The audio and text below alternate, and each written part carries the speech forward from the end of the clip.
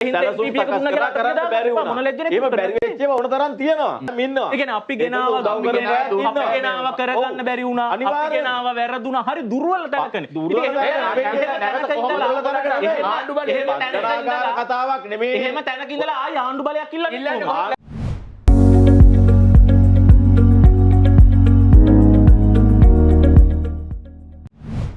හරි අපි වැරදි අපින් අඩුපාඩු වුණා හරි අපෙන් වැඩේ හරියට උනේ නැහැ ඒ හින්දා තමයි මේ ජාතික ජන බලවේග ආණ්ඩුව ගෙනාවේ කියන. දැන් ඒ ප්‍රශ්න කිරීම අපි ආණ්ඩුවේ අයගෙන් කරමුකෝ. ඒ ප්‍රශ්න කිරීම අපි ආණ්ඩුවේ අයගෙන් කැබිනට් මාධ්‍ය හමුවේදීත් කරනවා මේ වගේ අවස්ථාවලදීත් කරනවා. හරි අපි ඒක ආණ්ඩුවෙන් කරමු. දැන් අපි ඔබතුමාගෙන් පෙරලා ප්‍රශ්න කරන්නේ ඔබතුමන්ලගේ යුතුයකම් ටික හරියට කරන්නේ නැතුව රාජකාරිය හරියට කරන්නේ නැතුව දේශපාලනේ දුන්න පොරොන්දු ඉටු කරන්නේ නැතුව යලි මෙහෙම ආණ්ඩුවට චෝදනා කරන්න ඔබතුමන්ලට සදාචාරාත්මක අයිතියක් තියෙනවා. එහෙම ලැජ්ජාවක් එහෙම මුකුත් නැද්ද මං අහන්නේ? ඔව් මෙහෙමයි හරි පැහැදිලිනේ. දැන් පොදු ප්‍රශ්නයක් නේ ඇහුවේ. නෑ පොදු නෑනේ මේක නිශ්චිතව හරි පැහැදිලි ප්‍රශ්න. හරි පැහැදිලි. දැන් තමන්ගේ වගකීම් ඉෂ්ට කරාද නැද්ද කියන කාරණා. අපි පක්ෂයක් විදියට මේ රටේ යුතුයකම් සාවකීම් ඉෂ්ට කරලා තියෙනවා. අපි නිශ්චිතව කතා කරමු. අපි නිශ්චිතව කතා කරමු.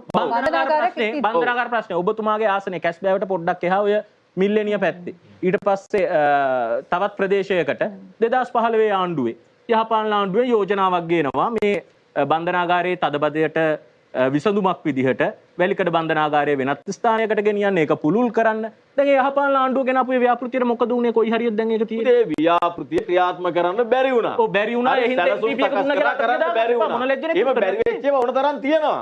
දැන් රීගේනි ශ්‍රී ලංකා ගෙන ආවා. රට දියුණු කරන්න දුන්නේ නැහැ. හරි ඒක එහෙම මේක විනාශ කරපු කඩාකප්පල් කරපු ඔබතුමන්ලා හරි දුර්වල තැනක ඉඳලා තියෙනවා. ඒ කියන්නේ අපි ගෙනාව කරගන්න බැරි වුණා. අපි ගෙනාව වැරදුනා. හරි දුර්වල තැනකනේ. කතාවක් නෙමෙයි. එහෙම තැනක ඉඳලා ආය ආණ්ඩු බලයක් ඉල්ලන්නේ. ලැජ්ජ නැතුව. ඕගොල්ලෝ අර ගෑස් ටැංකිය තියාගෙන පිටිපස්ස රත් වෙනකන් උදේ 3-4 වෙනකන් ඉන්නකොට ගෑස් ටික දීලා තෙල් ටික දීලා හොම්බෙන් යනකොට රට ගොඩ ගත්තේ රනිල් වික්‍රමසිංහ තමයි. එතකොට ඒ වැට්ටුවේ කවුද? ගිහිල්ලා ගහනකොට ගහලා දැන් කනවා පරිප්පු. එතන වැට්ටුවේ ගෑස් දෙන්න බැරි තැනට වැට්ටුවේ කවුද? වැට්ටුවේ කවුද? ජන එක්සත් පෙරමුණේ ආණ්ඩුවනේ. ඒගොල්ලෝ පත් කරේ. ඒවතු රනිල් වික්‍රමසිංහ නෙමෙයි. ඔබතුමන්ලත් එක්කනේ. දැන් ඊට පස්සේ දීග දැන් එහෙම කවුරුවත් නැහැ. දැන් මේ ආණ්ඩුවේ ආර්ථික වැඩපිළිවෙල රට විනාශ කරන වැඩපිළිවෙල මර්ධනය දූෂණය වංචාව හින්දා විපක්ෂයේ විදියට එකට එකතු වෙලා ඉන්නවා. ඒක සාමාන්‍ය දෙයක්. ලෝකේ හැමදාම එහෙමයි. මේ රටෙත් එහෙමයි. ඒක එහෙම නොවන තත්ත්වයක් නැහැ. එනයි ඉතින් මේ ජනතා විමුක්ති පෙරමුණ ආණ්ඩුව මහින්දපත් කරන්න කී සැරයක් කඩේ ගියාද? එහෙමනම් කී සැරයක් කඩේ ගියාද? මහින්ද රාජපක්ෂ තමයි සාර්ථකව නායකයා කියලා ඔය අනුර කුමාර දිසානායක කිව්වේ.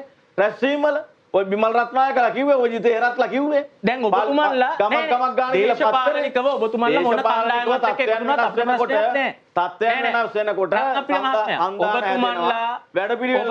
මොන කණ්ඩායමක එක්ක එකතුණත් ප්‍රශ්නයක් නැහැ. හැබැයි ඔබතුමන්ලා දැන් මේ එකතු වෙලා මිනිස්සු ඉස්සරහට ගිහිල්ලා ආණ්ඩුව දෙන්න කියලා ඉල්ලන්නේ ඔබතුමා කියන විදිහට වැඩ කරගන්න බැරි වෙච්ච, වැරදිච්ච, අතපසු වෙච්ච, කාලය නැති වෙච්ච, අනිත් අයගේ බාධා කිරීම නිසා කරගන්න බැරි වෙච්ච දුර්වලයෝ ටිකන්නේ මේ එකතු වෙලා ඉන්නේ. නෑ. නැත්නම් මොකද? දැන් ඔබතුමා පොදු විපක්ෂයේ කියන එකතු වෙන වේදිකාවේ ඇතුලේ ඉන්නවා. ගෑස් ටික රටට නැති කරපු, තෙල් ටික රටට නැති කරපු මිනිස්සු දැන් ඔබතුමන්ලගේ වේදිකාවකට ඉන්නවා.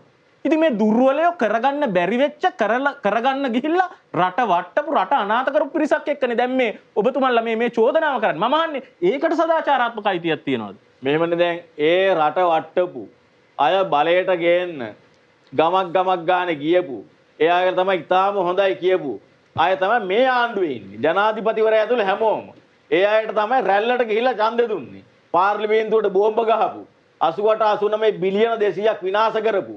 හරි ඊළඟට අර සද්දාතිස්ස වගේ හාමුදුරු මරපු විජේ කුමාරතුංගලා මරපු ඒ අය තමයි මේ ආණ්ඩුව ගෙන අප්‍රිය ආණ්ඩුව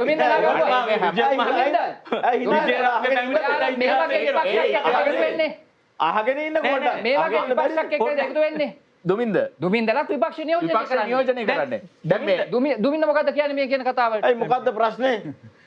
මේ මොකද්ද ප්‍රශ්නේ? ප්‍රශ්න අපි උත්තර නියෝජනය